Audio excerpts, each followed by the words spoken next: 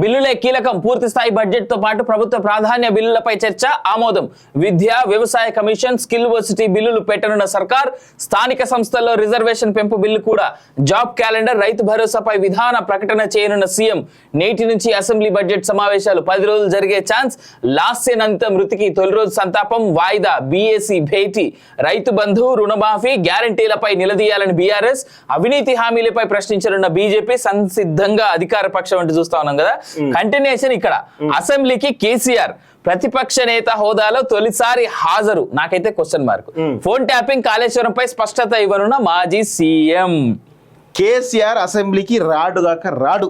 రాసి పెట్టుకోండి. కేసీఆర్ ఒకవేళ అసెంబ్లీకి వస్తే రేవంత్ రెడ్డి చేతిలో చావు దెబ్బ తిన్నట్టే. ఘోరంగా ఆడుకుంటాడు, డౌట్ లేదు కానీ మామూలు ర్యాగింగ్ ఉండదు. కాబట్టి కేసీఆర్ ఫామ్ హౌస్ వదిలి అసెంబ్లీకి రాడు. గతంలో కూడా అసెంబ్లీకి వస్తాడు లీక్లు ఇచ్చారు. తీరా చూస్తే రాలే, పిరికి పంద. రేవంత్ను చూస్తే లిటరల్ గా చుచ్చు పడతా ఉంది కేసీఆర్కి. ఒకవేళ నిజంగా ధైర్యవంతుడు అయితే రావాలి. ఎవడుగా నిజంగా ఆయన ఒకసారి ఏదో పద్యం చెప్తా ఉంటాడు. బలవంతుడు బలహీనుడు గురించి ఒక పోయం చెప్తా ఉంటాడు. బలవంతుడు బలహీనుడు కొడితే ఆ బలవంతుడి పోషమ్మ కొట్టింది అట్లా. అది కాదు, ఇంకొకటి ఒక సామెత ఉంటది, ఒక పద్యం ఉంటది, ఒక సంస్కృతంలో ఒక పద్యం ఉంటది. ఆ పద్యాన్ని కేసీఆర్ చెప్తాడు. బలవంతుడు బలహీనుడు ఏ విధంగా ఉంటాడు అనేది చెప్తాడు. సో అది ఈ రోజు ఆ పద్యం ఏదైతే ఉందో కరెక్ట్ గా కేసీఆర్ కు సూట్ అవుతుంది.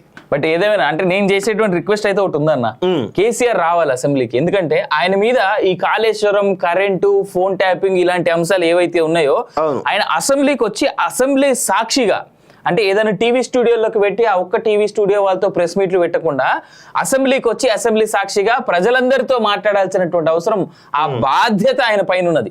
తెలంగాణ రాష్ట్ర కామన్ మ్యాన్ గా, తెలంగాణ రాష్ట్ర సమాజంగా కేసీఆర్ ని ప్రజలు ఓట్లేసి గెలిపించారు. 10 ఏళ్ల పాటు ఆయన పార్టీని నమ్మి రాష్ట్ర ప్రజలంతా రాష్ట్ర ప్రభుత్వాన్ని ఎన్నుకొని నడిపి నిలిపించారు కదా. సో అలాంటప్పుడు ఆ కేసీఆర్ కి ఆయన పార్టీ నాయకులందరికీ బాధ్యత ఉన్నది. కేసీఆర్ లాంటోడు రావాలి అసెంబ్లీకి, కేసీఆర్ లాంటోడు వచ్చి మాట్లాడాలి కూడా. ఎందుకంటే కాళేశ్వరం గురించి కానీ, ఫోన్ ట్యాపింగ్ గురించి కానీ, కరెంటు విషయాలు కానీ, లేదంటే ల్యాండ్ కబ్జాల గురించి కానీ, ఇవాళ ఎమ్మెల్యేల మీద, ఆయన ఎమ్మెల్యేల మీద వస్తున్నటువంటి అంశాలు కానీ ఏవైతే ఉన్నాయో అవన్నిటి మీద నిజంగా వాస్తవానికి బాధ్యత కేసీఆర్ మీద ఉన్నది. అంటే జనాలు కొన్ని కామెంట్లు అక్కడిక్కడ, అంటే ఒక మన ఛానలే కాదు వేరే ఛానళ్ళలో కూడా చూసినా కేసీఆర్ రేవంత్ గారి దగ్గరికి పోయి ఆయన ఏం సమాధానం చెప్పేదంటే, రేవంత్ ఎవరు అనేటువంటిది పక్కనెట్టండి, ఆయన సీఎం అనేటువంటి హోదాలో ఉన్నాడు. అది ప్రజలు ఓట్లు వేస్తే గెలిచి ఆడ కూర్చున్నాడు. కేసీఆర్ ఏ విధంగా అయితే గత 10 ఏళ్ళు కూర్చున్నాడు అట్లే రేవంత్ కూడా ఇప్పుడు కూర్చున్నాడు. రేవంత్ కోసం ఎవడు రమ్మంటుండు భయ్? రేవంత్ ఎవరైతే మాకెందుకు రండి. బాధ్యత తెలంగాణ ప్రజలు 10 ఏళ్ల పాటు మిమ్మల్ని నమ్మి ప్రభుత్వ అధికారాన్ని ఇచ్చి అధికారంలో కూర్చోబెట్టినందుకు ఇవాళ ప్రతిపక్షంలో మీరు చేసినటువంటి తప్పిదాలకు అనుకూలంగానే మిమ్మల్ని ప్రతిపక్షంలో కూర్చోబెట్టిరు ఇవాళ. సో ప్రతిపక్ష ఫ్లోర్ లీడర్ వై, ప్రతిపక్ష నాయకుడు వై, ఫ్లోర్ లీడర్ గా ప్రస్తుత మాజీ సీఎం గా ఉన్నటువంటి వ్యక్తి నిస్సిగ్గుగా ఫామ్ హౌస్ లో వండుకొని అసెంబ్లీ సమావేశాలప్పుడు అసెంబ్లీకి రాకపోతే దానంటే దౌర్భాగ్యమైనటువంటి ప్రక్రియ ఇంకోటి ఉండదు అనేటువంటిది నేను ఈ సందర్భంగా ఖచ్చితంగా చెప్తా ఉన్నాను. ఎందుకంటే ప్రజలు ఇచ్చేటువంటి ట్యాక్స్ డబ్బులతోనే కేసీఆర్కి ఇలా జీతం పోతా ఉన్నది. కేసీఆర్ జీతం తీసుకుంటలేడా? తీసుకుంటాడు ఖచ్చితంగా ఎమ్మెల్యేగా. ఇది తీసుకుంటలేడు. మరి ఆ జీతం తీసుకుంటున్నటువంటి డబ్బులు కనీసం ఇంతైనా ఏమన్నా ఉంటే ఆయన రావాలి. 10 ఏళ్ల పాటు సీఎంగా కూడా తీసుకున్నాడు కదా. ఎన్ని హోదాలు అనుభవించిండు ఆయన, ఎన్ని రకాల ఏమంటారు ఫ్రీ బీజ్ అనుభవించిండు. ఎన్నిటికి లెక్కలు చెప్పాలి. ఆయన రావాలి అసెంబ్లీకి వచ్చి మాట్లాడి, తెలంగాణ ప్రజలారా నేను ఎవరిని మోసం చేయలే, నేను ఎవరికి అన్యాయం చేయలే, ఇది నిజం, ఇది వాస్తవం అనుకుంటే ఆయన మాట్లాడితే నాకు చూడాలనున్నది. ఇది నేను కోరుకునే కోరిక. అసలు ఆయన వచ్చేటువంటి పరిస్థితి లేదు కాబట్టి ఇంత కోరుతున్నా. ఆయన వస్తాడని తెలిస్తే నేనే ముందు సంతోషిస్తా. నేను ఈ పద్యం ఒకటి వినిపించాలి. ఆరంభించరు నీచ మానవులు విజ్ఞాయాస సంత్రస్తులై, ఆరంభించి పరిధ్యదించుదురు విజ్ఞాతులై మధ్యములు, ధీరుల్ నిహన్య మానులగుచు ధృతున్యచోషాలై, ప్రారబ్ధార్థము లజ్జగింపురు సుమి ప్రజ్ఞానిధులు గావునన్ అంటూ ఏనుగు లక్షణ కవి చెప్పినటువంటి పద్యం ఇది. దీన్ని ఏదైనా పని మొదలు పెట్టినప్పుడు ఎన్ని అడ్డంకులు ఎదురైనా వెరువక తుదికంట లక్ష్యం శ్రమించే వాడే కార్యసాధకుడి నైజం. అలాంటి వారు ఉత్తములు. అంటే కేసీఆర్ చెప్పినటువంటి పద్యం ఇది. ఒకప్పుడు ఇప్పటికి కూడా ఉంటుంది, గూగుల్లో ఉంటుంది. సో దాన్నే చూసుకున్నట్లయితే ఎప్పుడైనా ఏ పనైనా కానీ సగం చేసి వదిలిపెట్టులో కేసీఆర్ తిట్ట.